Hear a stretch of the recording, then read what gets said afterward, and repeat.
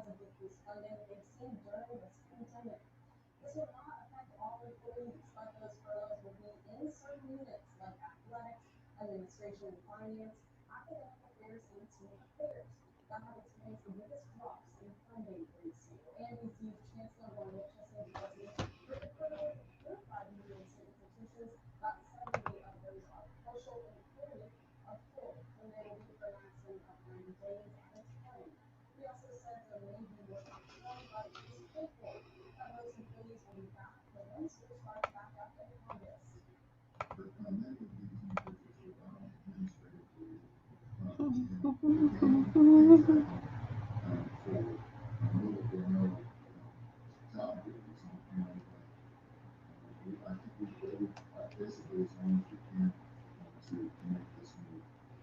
will let employees know who is being affected this week. All the pandemic, new jobs are on their way to Korea.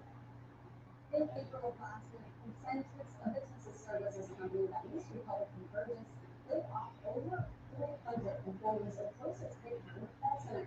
And now Focus Services LLC, which is a call center service out of Utah, says it's moving into the old Convergence building at Ingrid Corporate Park and plans to keep many of their existing staff. And they say they'll also hire another 150 employees in the next couple of months.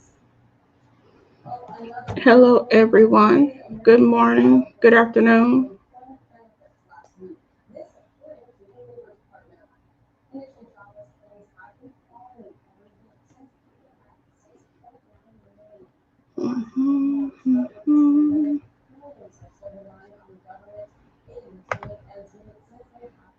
Hello, everyone. How y'all doing?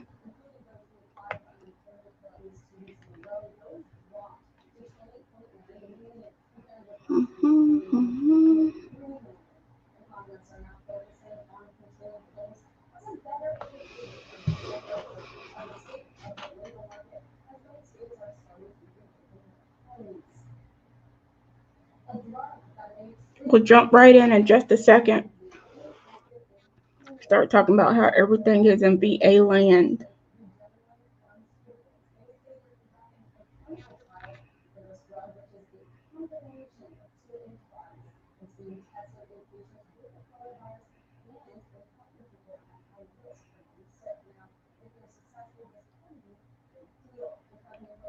Just waiting for a few more folks to come on in.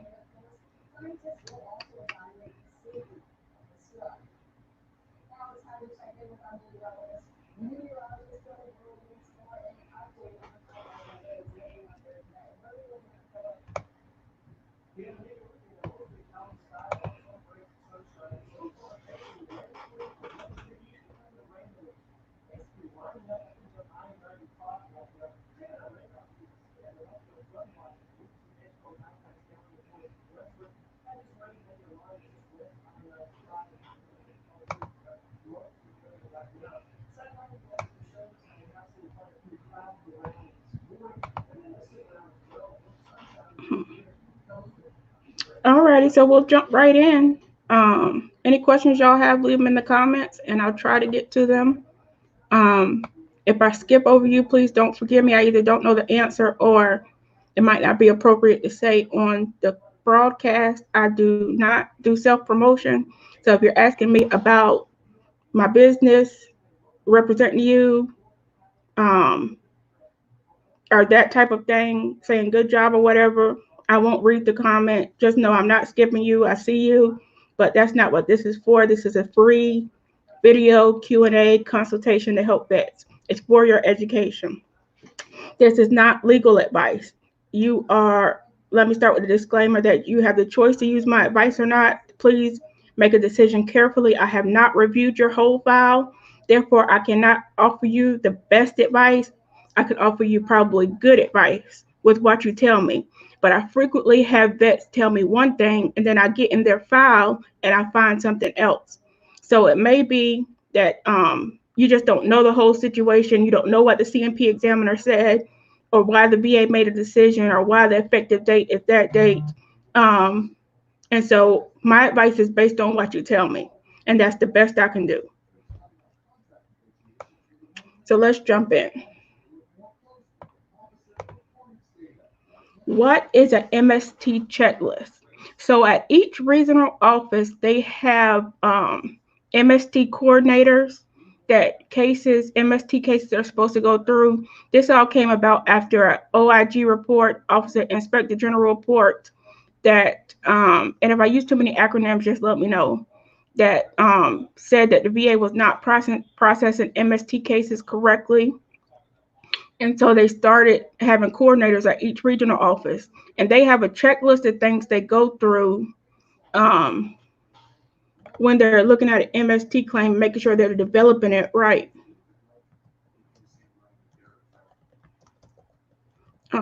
Let me see if I can find that checklist real quick.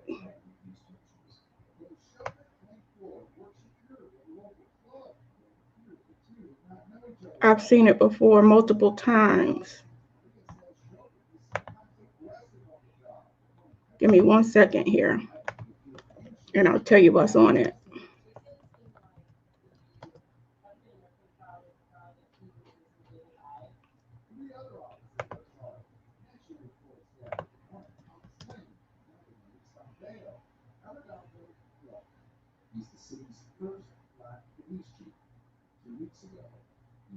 PST, MST. Well, anyways, it goes through markers that might be in your file. Just the process for development, making sure they've looked through everything. It's sort of like a quality check for your MST claim.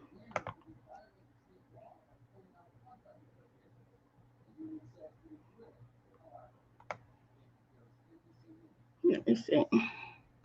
MST checklists.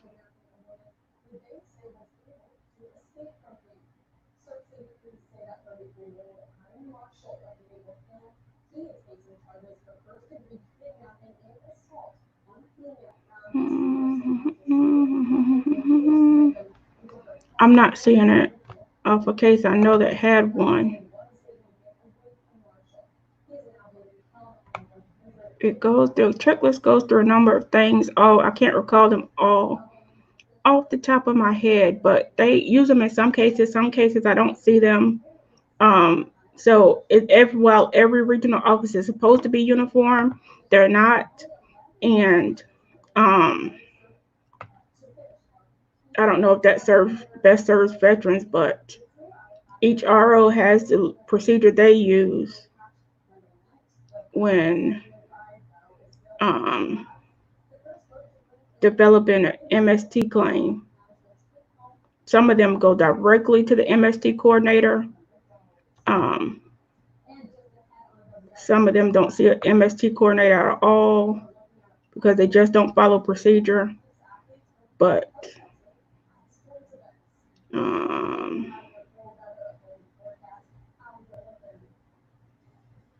okay, I'm not seeing it. BDD checklist.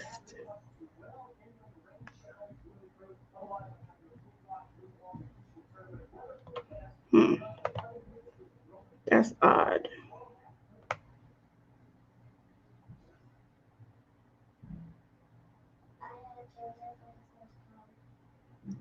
Oh, anyways, it's in here somewhere. And if I find it, I'll get back to you at a later time or post a picture of it or something like that. Okay, next question.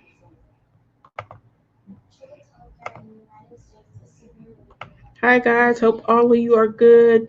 My pleasure to take the time. I like helping as many veterans as possible.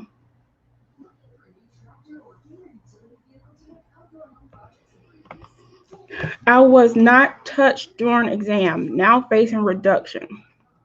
Okay, reduction cases, there's a couple things that you need to do, or that you can do. You have the choice whether to do them or not. You can request a hearing within 30 days of the letter, and that will halt the reduction until you get that hearing. These days, the VA does not like to give hearings, and so they're like at least 6 months behind on hearings. That gives you time to gather new evidence, turn in new evidence to support your claim. Or many times the VA will call you when it's time for your hearing and say, do you want a hearing or do you want a new exam? Take the new exam, because it will likely just stop the reduction. Or ask for a hearing. You're going to stretch out your time because they're not going to give you a hearing immediately. And ask for a hearing and then put in for an increase. You can put in for an increase while you're in the time period for a proposal to reduce.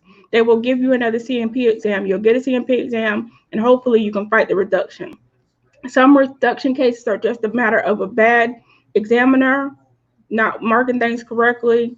Here locally, I have a couple examiners that I know if any veteran goes to them, it's not Black veterans, it's not white veterans, it's not woman veterans, it's not male veterans, it's not anything else except they mark no for everything. And some doctors, I don't know why, they're just like that. Maybe they don't like their job, but they should not do it, but they do it. I've actually thought about writing the companies, these contractor companies, and telling them about these doctors. But I don't want to face any backlash on my clients to face any backlash, so I haven't done it. But if you're facing reduction, you can either ask for that hearing within 30 days, or if 30 days have passed and you haven't asked for a hearing, you can still ask for a hearing, but they might not hold it. But you need to get new evidence within 60 days. Either get new evidence within 60 days and turn it in, or put in for an increase within that 60 days and you'll get a new exam. There is significant law and procedure on reduction cases that the VA must follow. They must follow due process, which is give you 60-day notice if there's a change in your rating. If there's no change in your rating, they don't have to give you due process, a 60-day notice. Also, what else? The law says there needs to be sustained improvement to lower a rating. If there's no sustained improvement in your case, I'm of the mindset that one exam does not prove sustained improvement. So if you can use that argument, use it. There might be, ask for another exam, say, you guys really have to prove that I've healed long term or the situation has to resolve because I'm still in pain. I still face this every day. Make sure you do personal statements, you get new evidence, and whatever you do, make sure you fight the reduction. Don't let them touch your rating without any action on your part. What are the ratings for bilateral upper and lower neuropathy? They go from 10, 20, 30. I would direct you to the schedule for rating disabilities and look that up.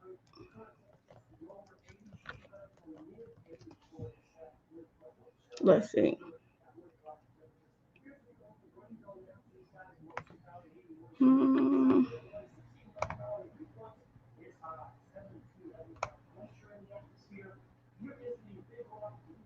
Okay, 10% is incomplete paralysis, 20% is incomplete paralysis moderate, 40% is incomplete paralysis moderately severe, 60% is incomplete paralysis severe with marked muscle atrophy, and 80 is complete paralysis, meaning that the foot dangles or drops, no active movement of muscles below the knee flexion or weakened knee. So it's rated analogous to another code. So that's why it talks about the foot and knee, but you can get 10, 20, 40, 60, or 80. I usually see around 20%, 10 or 20% if your neuropathy, depending on the severity of your neuropathy. But I'm not a medical professional, and when they look at you, they will decide that. My claim for anxiety was denied back in 2018. I applied for a higher level review, and they said they had a duty to assist error and sent me for another CMP exam because VA said my anxiety was severe. So this examiner sided with the VA examiner and said my anxiety is because it's service connected. Now, would a claim go in my favor because it's VA mental health and current CMP versus the 2008 CMP that said it was not service connected. I've been waiting for a decision. I've been waiting for a decision.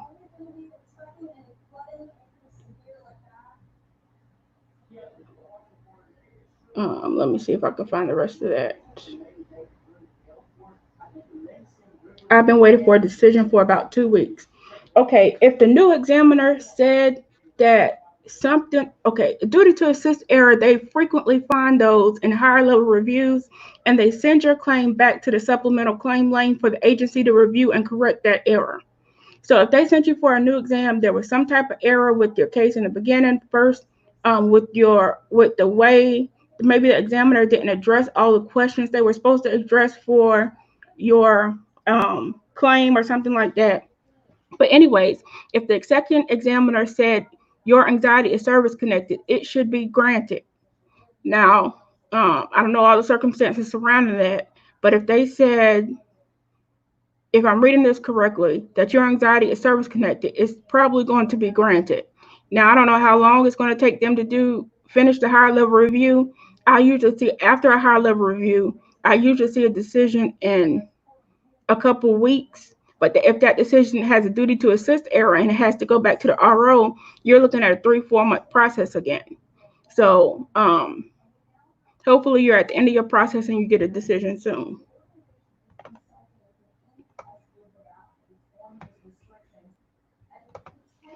Hello, ma'am. Hi. My sleep apnea claim was denied. I submitted a DBQ and Nexus letter. Should I fight it or resubmit a new claim as secondary to PTSD? Thank you in advance. The answer to that question depends on the reason for denial. What was the reason they gave for denial? Is it because it wasn't in your service records? If so, you might want to try it secondary. Did you not have any sleep complaints in service? Maybe you don't. They said you didn't have a current diagnosis. In that case, they would be wrong because you had a DBQ, or you also had a Nexus. But maybe their examiner said that your sleep apnea is not connected, and they said their opinion is more persuasive. And so this really all depends on the reason for denial. I'm 50% PES planners. Is that grounds for PNT? Basically, no, it's not grounds for PNT itself. You're probably at the highest level you can go for your feet, but you need to be 100% in order to gain PNT status.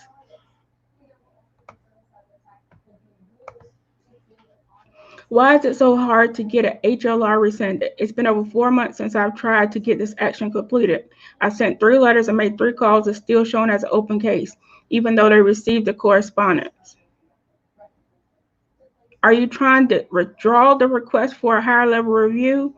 If so, keep sending letters to the VA, call, have your representative call, because sometimes they won't pay that attention until they go to rate it. And so if you want to withdraw your HLR and they're still processing it, that's incorrect procedure. Or you can go ahead and submit your supplemental claim with the statement that says, I do not no longer want an HLR. I want a board review or a supplemental claim, and go from there. If I'm understanding your question correctly, you just need to keep poking at the VA until somebody pays attention.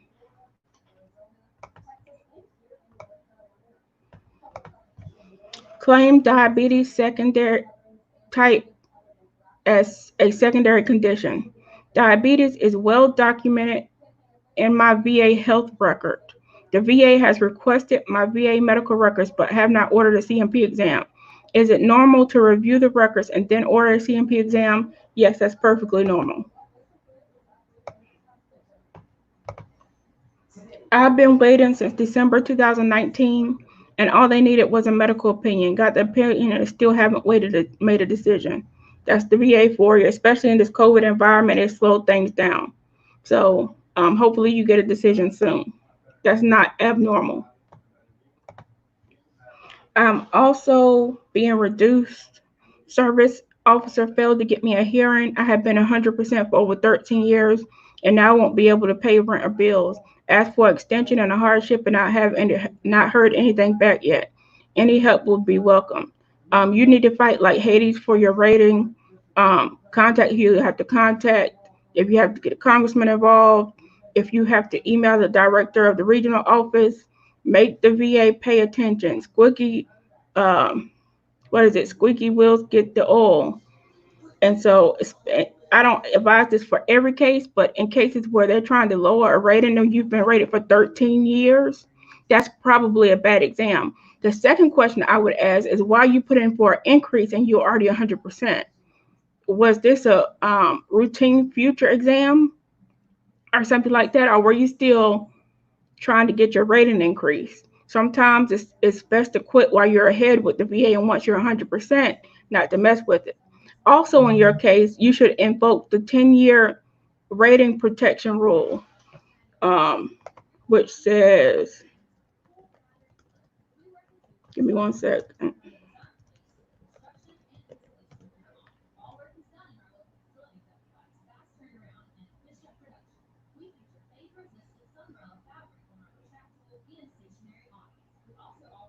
Which says a service-connected disability rating cannot be terminated if it has been in effect for 10 years.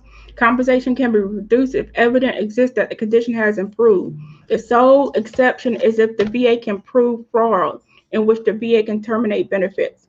You need to invoke that law in your case if nothing else works.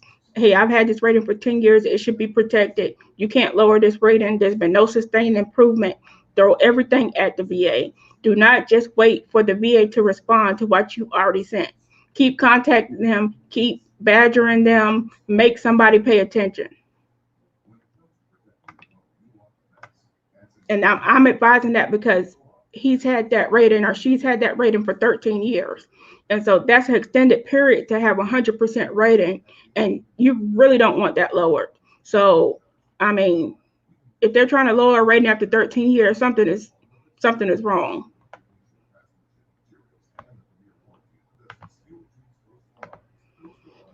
I have tarsal tunnel syndrome. I've had 2 surgeries on it ever since I had the plantar fasciitis issue.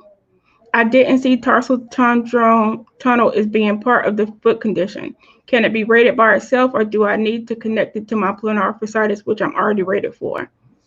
If it's a nerve issue, I don't know what tarsal tunnel is, but if it's a nerve issue and not a joint issue, it should be able to be rated separately.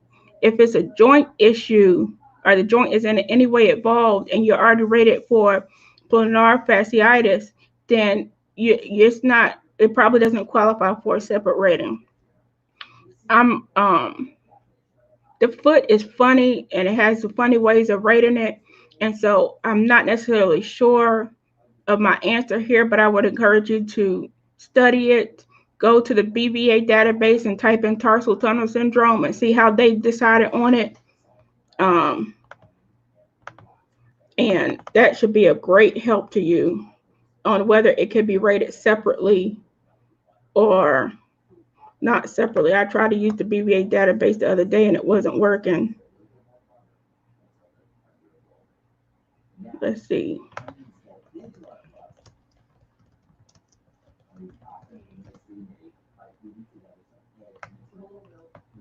But it's working now. Oh yes, tarsal tunnel syndrome is a nerve condition. It's rated as a nerve condition, and so it looks like it's of the lower extremity. So it should be rated separately than a foot joint rating. So I would fight for that. Fight. Don't let the VA get the best of you or rate something wrong or forget a rating, miss a rating. If you put in for tarsal tunnel syndrome and they haven't rated it, they only rated the joint, then you still have a pending claim that hasn't been adjudicated.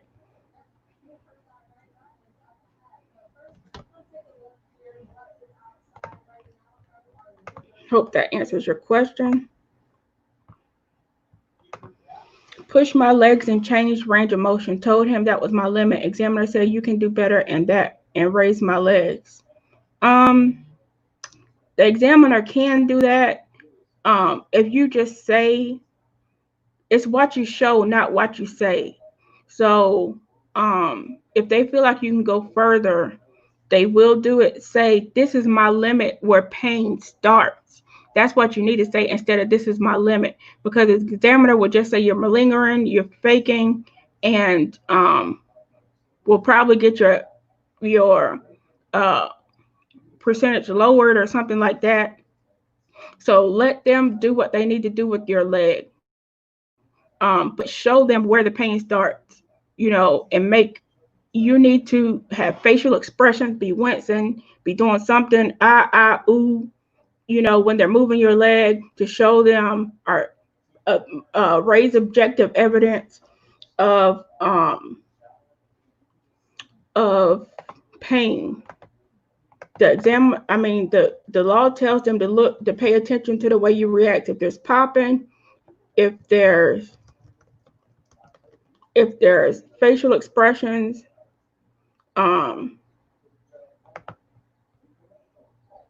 or something to that extent. Sorry, I'm trying to look it up real quick.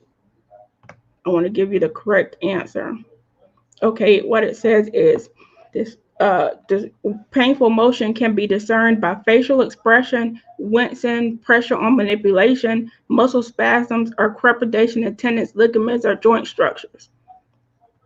So definitely be animated during your exam if your pain is that bad. Now, do not go into an exam faking. The doctor can tell when you're faking, and if you're overstating your disability, the doctor can tell. Usually, sometimes they don't get it right, but they need to know where your pain starts, not just where you want to push your leg to the limit. That's very important. What are the ratings for heart disease? I would direct you to the schedule for rating disabilities. Put that in Google, schedule for rating disabilities, VA. It will come up and you will see all the ratings for heart disease. There are a few different ways you can rate the heart, and I'm not able to shoot them all off here. How effective are buddy statements? For example, if they didn't see the event, but you told them about it and they saw a change in one's behavior after the event. To be honest with you, my opinion is that buddy statements are excellent evidence to have. The more of them, the better. But at the agency, I don't think they're usually given proper weight. Once you get to the board, they will take your late statements into effect as the law states they should. But at the agency level, sometimes they just don't pay buddy statements or late statements any attention. They're only worried about medical evidence, and it makes you feel like getting buddy statements was worth it. But if you get denied, I would definitely take it to the board and have your late evidence validated if it's credible. So if it's an MST case, they should take your buddy statements into consideration.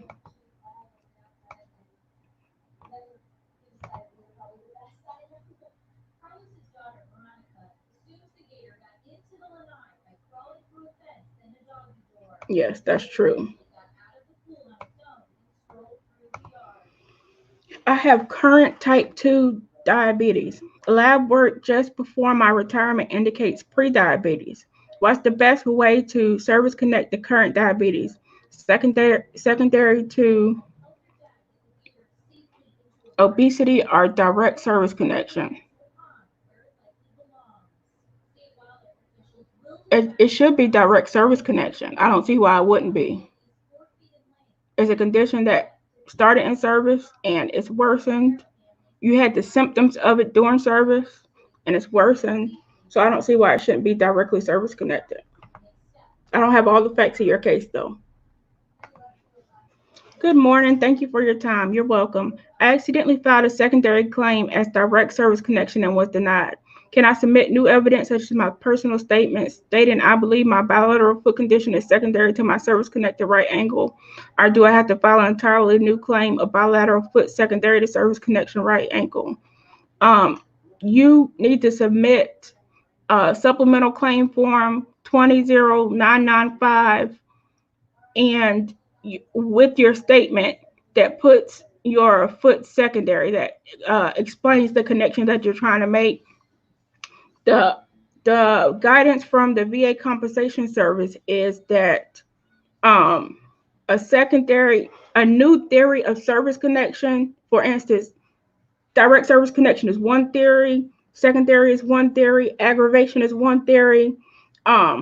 If you have a new theory of service connection, that's supposed to automatically equal new and relevant evidence. I would add a statement with that explains what you're trying to do and the severity of your foot condition, what you go through every day, history, that type of thing, and resubmit it.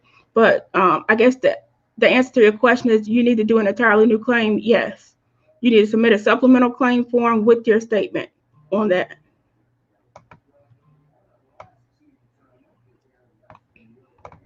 What documentation do I need when I put in MST secondary PTSD? What all do I need? If you already have a PTSD rating, you really don't want to be claiming MST secondary. You just want to be putting in for an increase. There's no benefit, no reason, no higher benefit that you're going to get for claiming MST secondary to PTSD rating you already have. You just need a higher PTSD rating, and you need to go on the exam and tell the examiner what you've been through. You don't need new documentation. If I'm reading your question correctly, it looks like you already have a PTSD rating. If you don't have a PTSD rating, then you need whatever documentation you have. If you had police reports or you filed an EO case in service, get those documents, send them to the VA. If there was evidence of behavior changes, if there's personal statements, if there's buddy statements, you need to submit whatever the evidence you can to make the case that the MST actually happened and you can prove it. But if you're already rated for PTSD, you do not need to be claiming MST secondary. That's not a benefit to you. You just need to put in for an increase and go in the examination and talk about your PTSD and what you went through in service and how it still affects you and get a higher rating. I hope I answered that correctly. This is a response to you responding to my earlier question. In regards to having my HLR rescinded, I just want it completely withdrawn and no immediate future actions. Numerous calls, letters with no action. When they go to rate it, they're going to withdraw the claim. The law says you can withdraw a claim anytime before it's rated. So the appropriate action would be for them to withdraw it, and eventually when somebody goes to look at it to rate it, they're going to pay attention. The rater is the one that needs to take that action. So if you have numerous calls, letters with no action, you need to just wait on the VA at that point.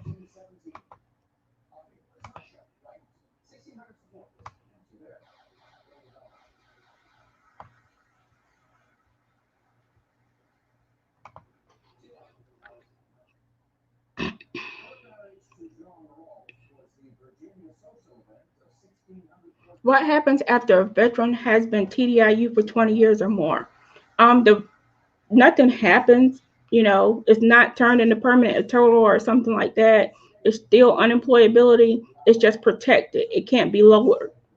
It's protected by the law unless they find fraud. I filed a claim for Gerd. It was denied. However, the favorable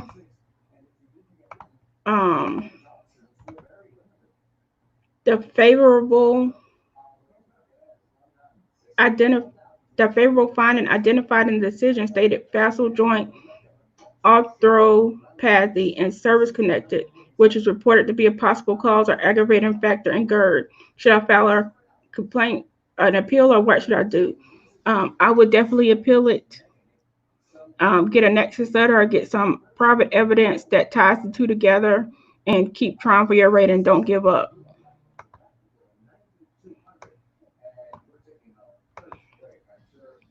How long do deferred conditions be scheduled for an exam? It should not take very long after it's been deferred to be scheduled for an exam. it might take a long time to get a decision. I'm talking 2 to 3 months, but it shouldn't take a long time for them to schedule an exam. Thanks. You're welcome. Alrighty, guys. It's been fun. I don't see any more questions. And so I'm going to go ahead and wrap it up. And I have somebody at my door, a veteran.